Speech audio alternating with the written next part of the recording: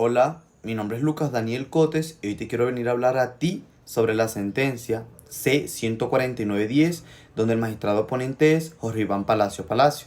Y quiero entrar a resolver la primera duda, y es ¿qué presupone la naturaleza de un Estado unitario en términos de organización territorial? ¿Y qué implicaciones tiene para la distribución de poder político y autonomía en sus entidades territoriales? Para tener en cuenta esta pregunta, tenemos que tener en cuenta que la modalidad de estructuración territorial según la Constitución Política Colombiana es el Estado se organiza de manera unitaria, pero le da a sus territorios autonomía propia. Según la Constitución Política y la Corte Constitucional, la naturaleza del Estado unitario presupone la centralización política. Esto se traduce en que existen parámetros uniformes de orden nacional y también competencias subordinadas a la ley territorial. Y la segunda pregunta es, ¿qué implica el principio de autonomía para los entes territoriales? Para entrar a responder esta pregunta tenemos que tener en cuenta que la autonomía actúa como un principio jurídico en términos de organización competencial. ¿Qué significa esto? Que se debe realizar en la mayor medida posible. Dentro de esta línea jurisprudencial se han fijado las limitaciones a la autonomía y a las entidades territoriales y regionales. Bueno, y la tercera pregunta es, ¿de qué forma está constituido el núcleo esencial de la autonomía? Bueno, el núcleo esencial de la autonomía implica la distribución de competencias entre la nación y las entidades territoriales. Existe un tipo de división y actividad que tiene que realizar cada una, pues el contenido esencial de la autonomía se centra en la posibilidad de gestionar sus propios intereses, mientras que el gobierno asuntos de interés nacional. Y vamos con la cuarta pregunta.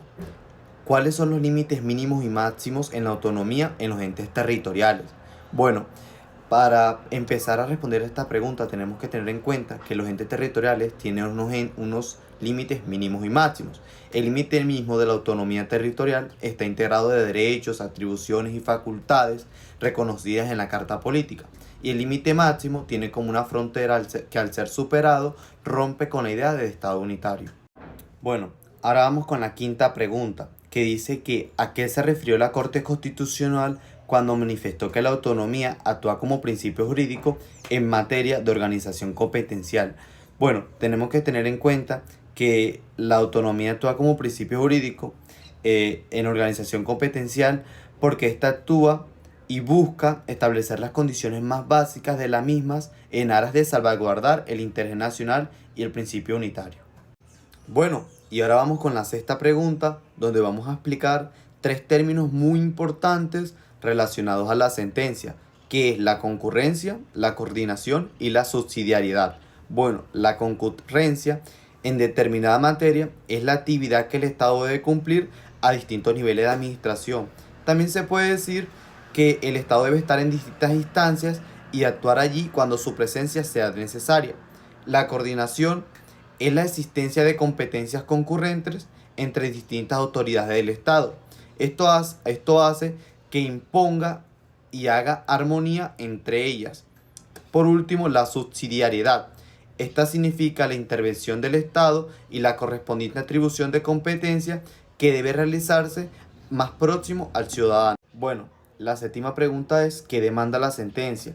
La sentencia se trata de una demanda inconstitucional contra el artículo 79 de la ley 1151 del 2007.